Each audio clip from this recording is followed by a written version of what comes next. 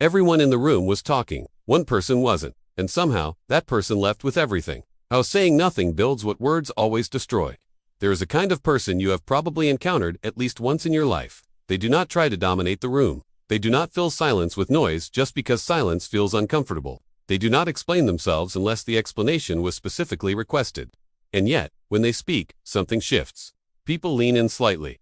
Conversations slow down. The air changes. You noticed it, you just never knew exactly what you were noticing. What you were reading is not charisma in the traditional sense. It is not confidence the way self-help books describe it. It is something older, quieter, and far more deliberate.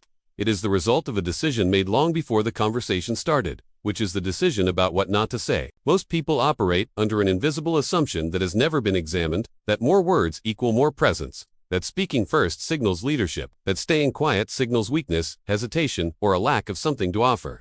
This assumption is not just wrong, it is the exact inversion of how influence actually works in rooms that matter. Think about the most powerful dynamic that plays out in any high-stakes environment. A negotiation, a board meeting, a confrontation between two people who both know what is at stake. The person who talks more reveals more. Every sentence beyond what was necessary is a piece of information handed over freely. Their priorities, their anxieties, their limits, their hunger for a specific outcome. Words are not just communication. They are exposure. Now think about this. What does your silence say about you? Not the silence of someone who has nothing to offer. The silence of someone who has calculated exactly when to offer it. There is a version of quiet that reads as absence, and there is a version that reads as depth. The difference between the two is not how much you say, it is how clearly you understand what you are choosing not to say and why. The people who have been underestimated their whole lives understand this terrain better than anyone. They learned to observe while others performed, to read while others announced, to build while others declared.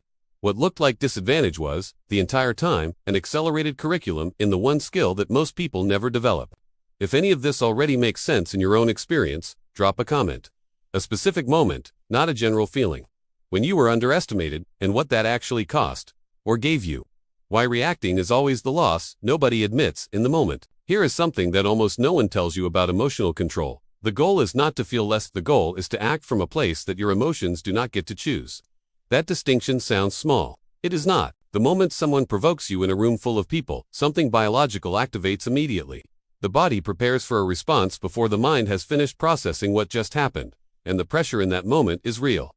Social pressure, the sense that staying quiet means accepting something you should not have accepted, the fear that silence will be read as surrender.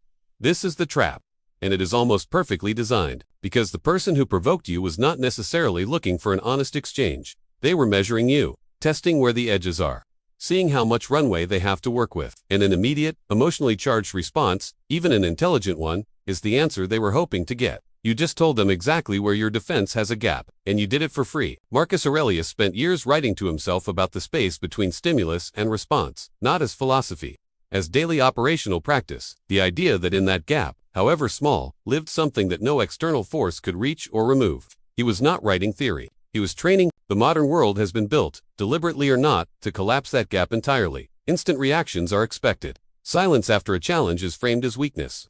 Speed is mistaken for intelligence, and hesitation is mistaken for doubt. But speed and precision are not the same thing. And the person who responds slowly, on purpose, communicates something that fast reactions never can.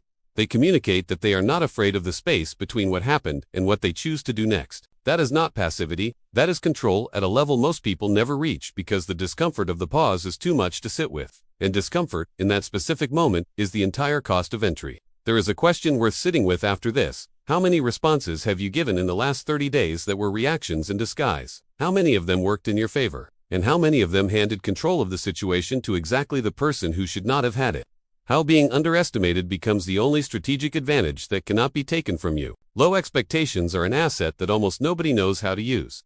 This is not motivational framing. It is a structural observation about how social dynamics actually function when resources, influence, and positioning are in play.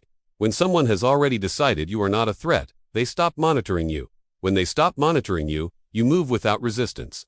And movement without resistance, in any environment, is a compounding advantage. The problem is that most people spend enormous energy fighting the underestimation rather than using it. The instinct makes sense. It feels like injustice. It feels like something that needs to be corrected immediately, publicly, and on the record. But correcting it immediately is almost always the wrong move, because the moment you correct it, you become visible in a way that resets the entire dynamic. You are now expected, and expected is manageable. There is a pattern that runs consistently through people who have built genuine influence without the expected credentials, platform, or backing. They allowed others to miscalibrate them for longer than felt comfortable. They absorbed the friction of being underestimated without letting it alter the quality or direction of what they were building.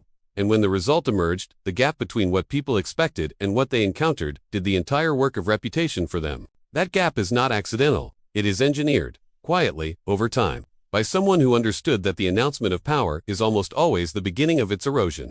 Here is the pattern interrupt. The people who are most vocal about their strength are rarely the ones you need to take seriously, and the ones who never mention it are exactly the ones you forgot to account for. Think about the environments you currently move through.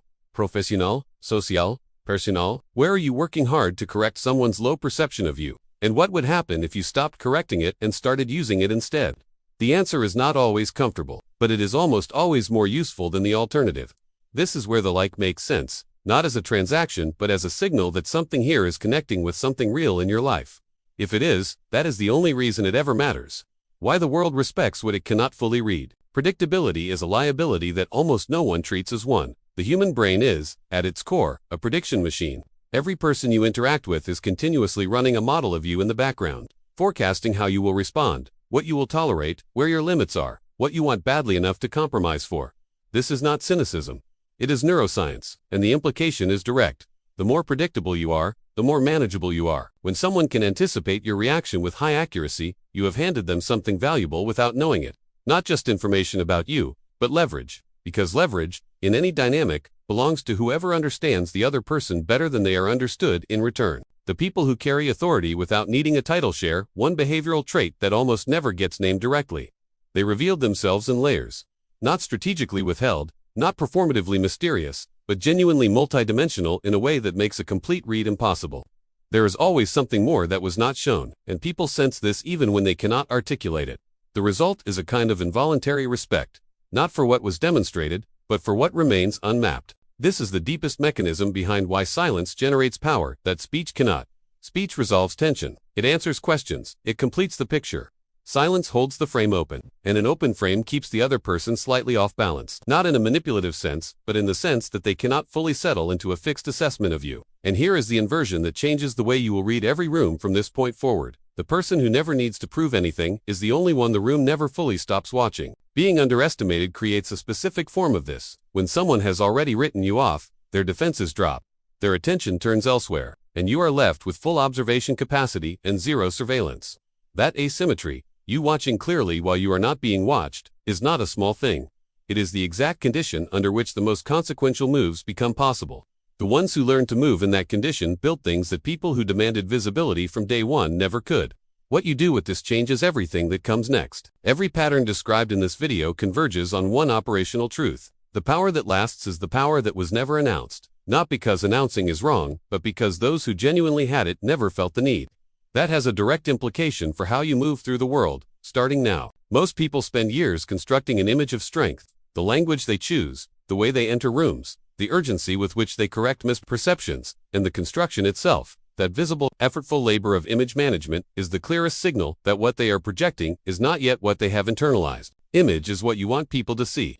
Essence is what they feel regardless of what you want. They are not the same thing. And the gap between them is where most people live permanently, without ever realizing that closing that gap requires almost no performance at all. It requires subtraction. Stop explaining what you did not need to explain. Stop reacting to what did not deserve your energy. Stop correcting perceptions that low expectations are providing cover for you to build under. The authority that does not need to be performed is the only kind that compounds over time. The people who were pushed to the edges of rooms, talked over, discounted, overlooked, and then watched as the room eventually recalibrated around them. They did not win by becoming louder. They won by becoming undeniable, quietly, consistently, without asking anyone's permission. That is not a personality type. It is a practice. And the entry point is simpler than almost any framework makes it sound. It starts with one decision, made repeatedly, in small moments that do not feel significant at the time. The decision to let your depth stay invisible a little longer than feels comfortable. Because what is visible can be managed. What is hidden can only be discovered. And discovery, when it finally happens, lands very differently than introduction. If this video reached something you have been carrying, The subscribe button is not a transaction. It is the next step in a conversation that is just getting started. Turn on the bell because what follows this goes further. And one question to leave open. Where in your life right now is being underestimated actually working for you? And you have been too focused on correcting it to notice. Sit with that. In your next high-stakes conversation, set one rule before it begins. Say 30% less than you planned. Not because you have less to offer. Because you are going to listen for what the other person fills that space with. What they reveal when they sense no resistance, no urgency, no need to match them word for word. Do this once deliberately.